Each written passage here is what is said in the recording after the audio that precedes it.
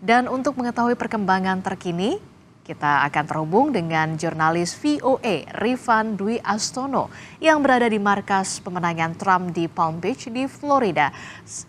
Selamat pagi waktu Indonesia. Rifan, seperti apa situasi di sana setelah pemilihan Pilpres Amerika Serikat sudah berlangsung?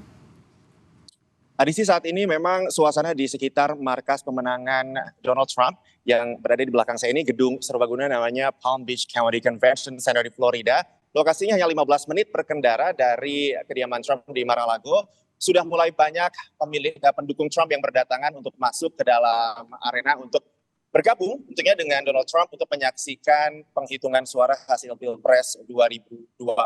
Kami sampai saat ini masih menunggu kepastian tentang kapan persisnya pada pukul berapa Donald Trump akan datang ke gedung di belakang saya ini untuk bergabung dengan para pendukungnya, dengan tamu-tamu dan hadirin yang ia undang untuk ikut merayakan Pilpres ini dan menyaksikan penghitungan suara.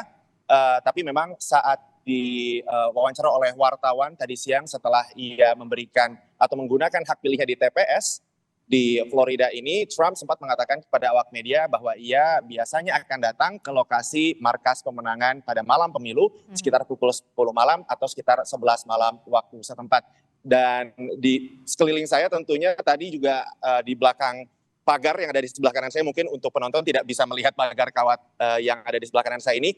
Setiap mobil yang melintas, tadi beberapa ada yang membuka jendela dan meneriakkan kepada kami bentuk dukungan mereka untuk Donald Trump. Tapi juga ada beberapa pendukung pihak lain yaitu Kamala Harris. Dan memang Florida sendiri ini adalah sebuah negara bagian yang mendukung Trump dalam dua pemilihan terdahulu. Meskipun di kawasan Palm Beach-nya sendiri ini adalah kawasan yang sebagian besarnya merupakan pendukung Partai Demokrat. Adisti. Oke, itu artinya saat ini mungkin Trump dan juga Kamala Harris lagi menanti was-was harap-harap cemas begitu ya, melihat bagaimana penghitungan suara. Nah, kalau kapan sebenarnya kita ini bisa mengetahui siapa pemenangnya nih Pilpres AS?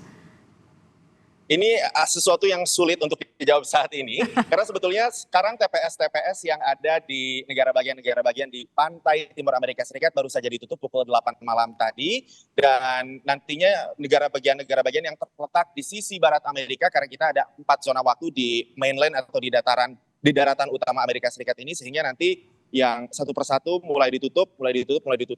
Nah, kita baru akan bisa mengetahui kepastiannya setelah masing-masing negara bagian ini mulai menghitung dan akhirnya ketahuan siapa yang mendapatkan suara populer dan kemudian mendapatkan suara elektoral dari negara bagian tersebut. Sejauh ini VOA itu sudah memproyeksikan bahwa Trump sudah memperoleh 95 suara elektoral, sementara Harris menyusul di belakang dengan sementara ini mendapatkan 35 suara elektoral. Ini sudah ada 14 negara bagian yang sudah diproyeksikan hasilnya oleh VOA, di mana di Florida Trump yang diproyeksikan menang. Tapi ini bukan sebuah kejutan karena Trump sendiri memang seperti yang saya sampaikan tadi memenangkan Pilpres di negara bagian ini pada 2 Pilpres sebelumnya ketika ia berhadapan dengan Hillary Clinton tahun 2016 dan pada tahun 2020 ketika ia berhadapan dengan Joe Biden. Tapi ada 7 negara bagian yang harus kita pantau dengan seksama. Ini adalah 7 negara bagian yang dinilai swing states atau negara bagian yang sangat diperebutkan oleh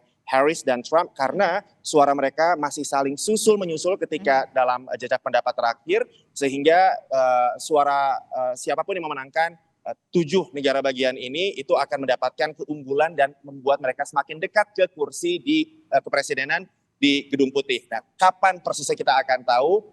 Ini akan memakan waktu menurut para pengamat karena memang saking tipisnya selisih di negara bagian penentu ini, sehingga penghitungan suara harus dilakukan seteliti mungkin karena suara sesedikit apapun itu akan menentukan siapa yang memenangkan suara elektoral di negara bagian tersebut. Di tahun 2020 misalnya di negara bagian Pennsylvania, salah satu negara bagian swing state, itu baru di-call atau diproyeksikan kemenangannya 4 hari pasca pemilu, dan para pengamat memprediksi tahun ini pun Pilpres hasilnya baru akan diketahui beberapa hari setelah pemilu.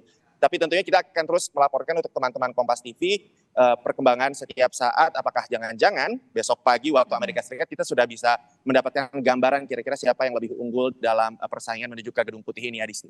Oke, rasa-rasanya persaingannya ketat begitu tipis begitu ya antara Kamala Harris dan juga Donald Trump ini. Nah, Anda berada di Palm Beach di tempat di mana nanti Donald Trump rencananya akan berada di sana. Nah, apakah sudah ada informasi kemudian tadi Anda sebutkan pada pukul 10 atau 11 malam Trump rencananya nanti akan berada di sana dan apakah nanti akan ada pernyataan resmi dari Trump?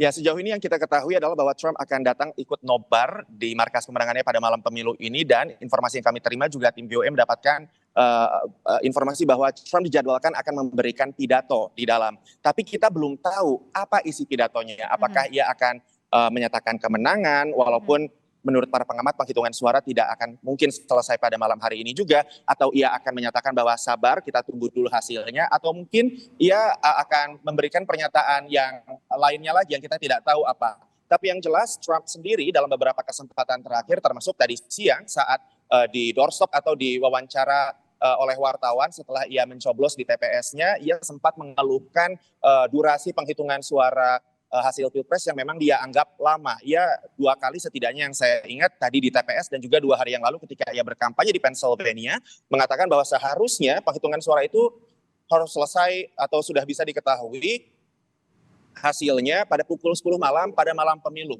Tapi ini oleh para pengamat dianggap sebagai sesuatu yang tidak mungkin dilakukan dengan alasan seperti yang saya sampaikan tadi bahwa mekanisme penghitungan suara itu kompleks karena pemilu di Amerika ini bukan hanya pilpres saja, pada hari ini juga para pemilih harus memilih anggota Kongres, intinya anggota legislatif, kemudian ada referendum kebijakan yang harus di voting. Jadi penghitungan suaranya ini berlapis dan juga panjang sehingga sepertinya tidak memungkinkan untuk kita ketahui hasilnya malam ini. Tapi kita nanti akan pantau apakah Trump akan memberikan pidato kemenangan atau pidato dengan isi lainnya, Adisti. Oke, kita akan pantau terus soal penghitungannya dari Indonesia. Nah, terakhir Rifan, apa sebenarnya kata diaspora Indonesia yang kemudian ikut memilih dalam Pilpres kali ini?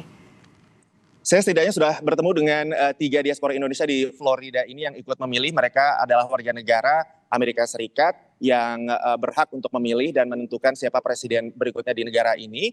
Dan saya bertemu dengan 3 diaspora yang memang memiliki pilihan politik yang berbeda-beda. Ada yang memilih Trump karena memang sejak dulu ia adalah seorang Republican atau pendukung Partai Republik. Ada juga yang mendukung Kamala Harris yang memang sejak dulu mendukung Partai Demokrat, dan ada juga yang saya temui adalah yang undecided atau yang masih galau sampai detik-detik terakhir sebelum masuk ke kotak, maksud saya ke bilik suara. Dan memang alasan mereka berbeda-beda. Yang mendukung Trump karena ia merasa bahwa perekonomian di bawah pemerintahan Trump dulu bagus, kemudian ia juga mendukung isu imigrasi yang kebijakannya lebih tegas di bawah Trump.